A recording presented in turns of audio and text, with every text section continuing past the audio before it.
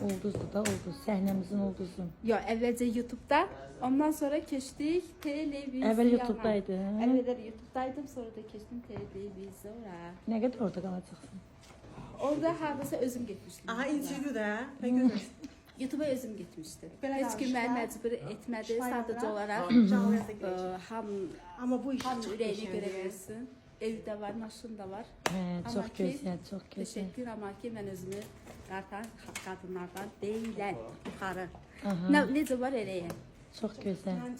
Öpürəm sizi. Sağ ol. Təşəkkür edirəm. Xoşgədəm xanıma, sən axtarın verilişinə, köməkçilərinə və tamaşaçılarına təşəkkürümü bildirirəm ki, hər zaman gəlin, hər zaman çıxış edin və Xoşgədəm xanımın ürəyindən, qəlbindən istifadə eləməyin. Vaxtımız yoxdur, gəl otur, nə danışırsan?